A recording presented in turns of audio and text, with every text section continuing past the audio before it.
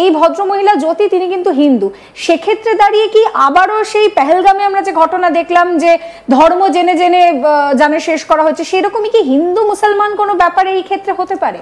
পুরো জিনিসটা হচ্ছে স্ট্র্যাটেজি। আমি কাকে দিয়ে পেনিট্রেট করলে আমি কম নোটিসড হব।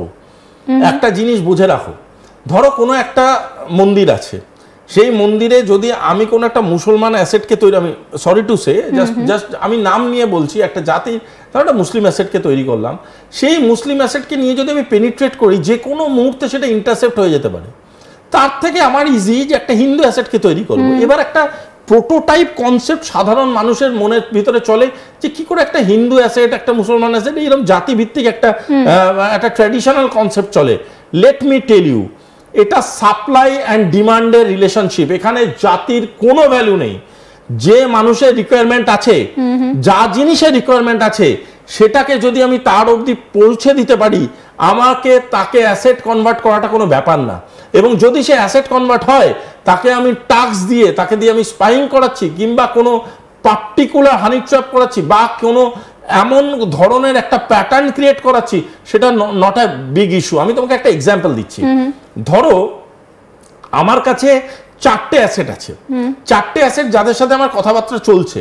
এবারে 4টে অ্যাসেটের সাথে যখন আমার কথাবার্তা চলছে, আমি দেখতে পাচ্ছি আমার কাছে 2টো হিন্দু অ্যাসেট তৈরি হচ্ছে, যাদের মধ্যে একজনের ধরো মা খুব অসুস্থ, কোনো একটা ডিজিজ নিয়ে সে অসুস্থ, সেই ডিজিজের সে প্রপার ট্রিটমেন্ট পাচ্ছে না। আমি তাকে বললাম যে ঠিক আছে, আমি তোমাকে ডিজিজের ট্রিটমেন্ট করিয়ে দেবো, তোমার তার এগেনস্টে আমাকে এই হেল্প, এই ইনফরমেশন পৌঁছে দিতে হবে।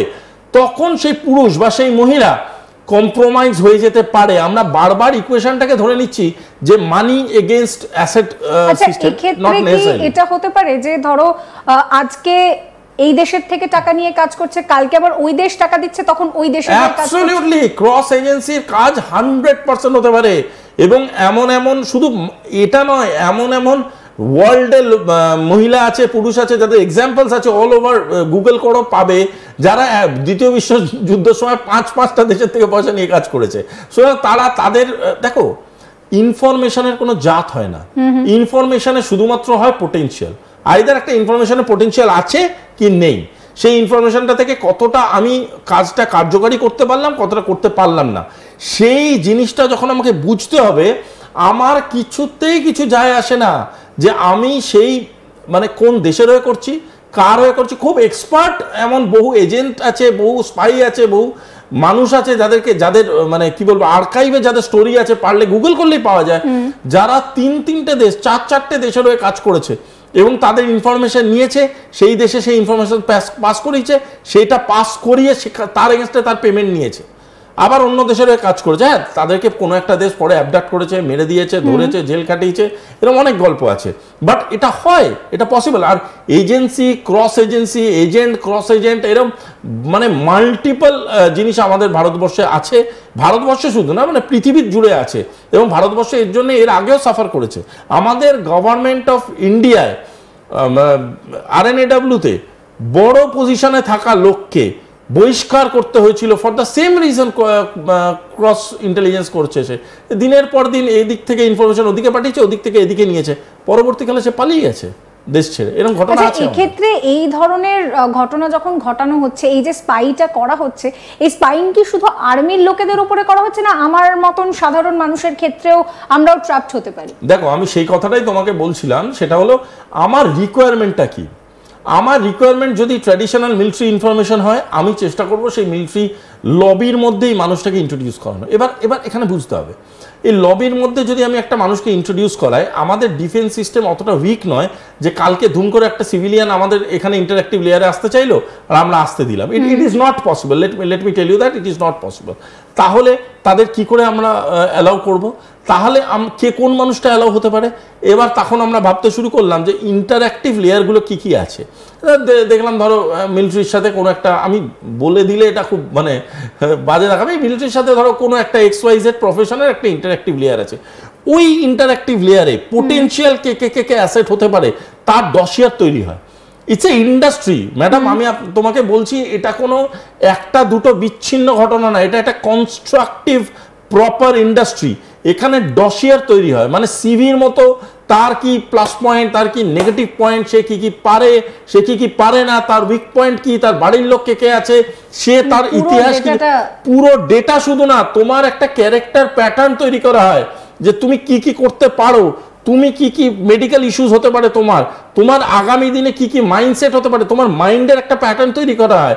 দেয়ার is a subject call neuro linguistic programming, যেখান থেকে তোমার এন্টায়ার বডির প্যাটার্ন, এন্টায়ার তোমার স্পিকিং প্যাটার্ন, এন্টায়ার তোমার ডায়ালেক্ট প্যাটার্ন, ন্যারেটিভ প্যাটার্ন, তোমার মাইন্ডের প্যাটার্নকে রিড করে বোঝা হয় যে এ কতটা আমার কাছে পোটেনশিয়াল একটা অ্যাসেট হতে পারে। এইবার এরকম 10টা প্রোফাইল এলো, এবার আমি চাইলাম যে আমি একটা মিলিটারি ইনফরমেশনকে ক্র্যাক করব। এই 10টার মধ্যে সব থেকে এফেক্টিভ কে হতে পারে, দেখা গেল নাম্বার 3। আমি এই নাম্বার 3কে তখন আমি শর্ট ডাউন করলাম। এবার এই নাম্বার 3 যদি পুল ইন হয়ে গিয়ে থাকে, পুল ইন মানে আগে থেকে আমাদের সাথে মানে কানেক্টেড হয়ে গিয়ে থাকে, আমাদের বলতে আমার কথা বলছি, আমি কথার ক্ষেপে বলছি আর কি, যদি পুল ইন হয়ে গিয়ে থাকে, সেই মানুষটাকে তখন কি করা শুরু হয়, ট্রেনিং দেওয়া শুরু হয়। সেরকমভাবেই ট্রেনিং দেওয়া শুরু হয়, যেই ট্রেনিংটাকে ব্যবহার করে সেই মিলিটারি মানে ফেসিলিটিটা বা মিলিটারি ইন্ডিভিজুয়ালকে ক্র্যাক করবে, বা তার থেকে কোনো ডেটা এক্সচেঞ্জ করবে, কিংবা তাকে জাস্ট এক্সপোজ করবে, আর কিচ্ছু নয়। এই যে গোটা ঘটনাটা ঘটলো, এই গোটা ঘটনাটা আমি শুধু একটা মিলিটারি এক্সাম্পলে বলছি। এবার ধরো সিভিল এক্সাম্পল, 120 সিভিল এক্সাম্পলস হতে পারে। আমি একটা এক্সাম্পল দিচ্ছি, এটা ভয়ভীত করার জন্য কিন্তু এই শোটায় আমি কথাগুলো বলছি না, আমি খুব প্র্যাকটিক্যাল কথা বলছি। আমাদের এখানে পশ্চিমবাংলায় শুধু না, ভারতবর্ষের যে কোনো তুমি বড় মেট্রোপলিটনে যাও, গিয়ে দেখবে প্রচুর এনজিও থেকে ডেটা নেওয়া হয়। যারা ডেটা নেয় তারা কিন্তু বেসিক্যালি খুবই বাচ্চা ছেলে মেয়ে, তারা ওই কলেজ পাস করেছে ডেটা দিচ্ছে। এই ডেটাগুলোকে নিয়ে তারা কি করে, তারা ব্যাক এন্ডে গিয়ে কোনো একটা অফিসার আছে, তাদের স্যার আছেন, তাকে গিয়ে ডেটাটা দিয়ে দেয়। ইভেন ওই স্যার কি করেন, স্যার ওই ডেটাগুলোকে যেমন যেমন একটা ফর্ম প্যাটার্নে আছে, ওই ডেটাগুলোকে আপলোড করে দেয়। এর থেকে বেশি আর কিচ্ছু না। এবার ধরো আমি ওই ডেটাবেসের অ্যাক্সেস পেয়ে গেলাম, বা অটোমেটিক্যালি ওই ডেটাবেসের মাল্টি অ্যাক্সেস দেওয়াই আছে, তার মানে একটা তো এনজিওর কাছে ডেটাবেসে গেল, আমি ধরেই নিলাম তর্কের খাতিরে যে ওই এনজিও যে ডেটাটা কালেক্ট করছে ওটা ভালো কাজের জন্য করছে, সমাজের ভালো কাজের জন্য করছে। কিন্তু যদি ওটাকে আমি ক্র্যাক করে মাল্টি অ্যাক্সেস পেয়ে যাই, তখন কিন্তু আমার কাছে অন্তত লক্ষাধিক মানুষের ডেটা থাকছে, যে ডেটা থেকে আমি অ্যানালাইসিস করতে পারি তাদের রোজগার কত, অ্যাসপিরেশনস কি, কালকের ডেটে কি করতে চাইছে, কে কে ফ্যামিলিতে আছে, সেই ফ্যামিলিতে তাদের বয়স কি, তাদের ম্যাগনিটিউড কি, তাদের ওয়ার্ক কি, এভরিথিং। এই ডেটাটাকে কিন্তু আমরা পোটেনশিয়ালি ইউজ করে আমরা আমাদের পেনিট্রেশন স্ট্র্যাটেজি বানাতে পারবো। আমরা বুঝতে পারবো যে এক্স্যাক্টলি কোথায় কোথায় সমাজে আমি হিট করলে এই দেশটা বা এই রাজ্যটার কিন্তু খুব প্রবলেমের মধ্যে পড়ে যাবে। ধরো কোথাও গিয়ে এডুকেশন নিয়ে আমি দেখতে পাচ্ছি প্রচুর কমপ্লেন আছে, বা হেলথ কেয়ার সিস্টেম নিয়ে প্রচুর কমপ্লেন আছে। আমি কি করব, ওই ডেটাটাকে ভালো করে অ্যানালাইসিস করতে করতে করতে করতে কি দেখলাম, আমি গিয়ে দেখলাম ওদের ওখানে প্রাইমারি হেলথ কেয়ার নিয়ে প্রবলেম আছে। এবার আমি কি করলাম, 10-5টা অ্যাসেট ডাক্তারকে হাতে নিয়ে নিলাম,